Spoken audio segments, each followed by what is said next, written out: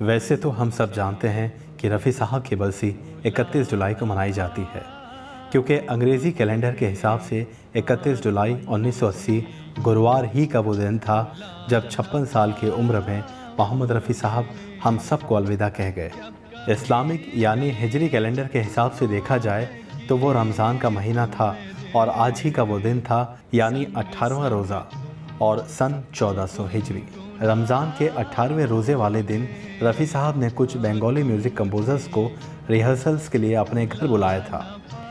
सुबह रिहर्सल्स शुरू हो चुकी थी और रिहर्सल्स के दौरान ही रफ़ी साहब को सीने में दर्द के साथ चुभन होने लगी। रिहर्सल्स ख़त्म हुई तो रफ़ी साहब ऊपर कमरे में आए और अपनी पत्नी से दर्द के बारे में बताया। रफ़ी साहब को लगा कि ये एसिडिटी का दर्द है, लेकिन जब थोड़ी देर बाद हालत बिगड़ी तो रफ़ी साहब की पत्नी ने अपने भाई ज़हीर साहब से कहकर डॉक्टर को बुलवाया। फैमिली डॉक्टर ने घर आकर जब चेक किया तो ज़हीर साहब को साइड में ले जाकर कहा कि रफ़ी साहब को शायद दिल का दौरा पड़ा है, उन्हें अभी अस्पताल ले जाइए।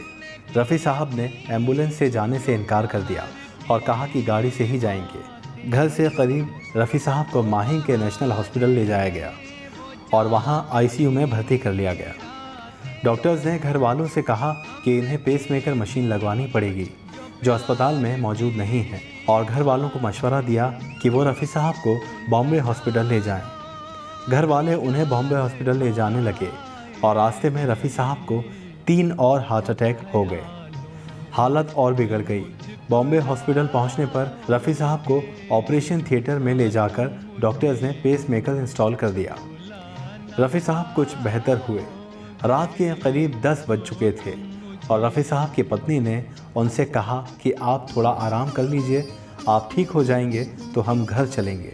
रफ़ी साहब के अपनी पत्नी से ये आखिरी अल्फाज थे, ठीक है, अगर तुम कहती हो तो मैं आराम कर लेता हूँ।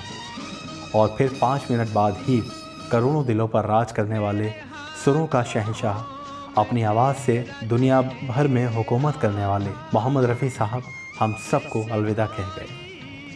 रफ़ी साहब इतनी कम उम्र में इस दुनिया को अलविदा कह देंगे, इसका अंदाज़ा किसी को भी नहीं था। लेकिन कहते हैं रमज़ान के महीने में इंतकाल करने वाले का अल्लाह के यहाँ हिसाब किताब नहीं होता। आज 40 साल बाद भी मोहम्मद रफ़ी साहब हम सब के दिलों में मौजूद हैं और हमेशा मौजूद रहेंगे।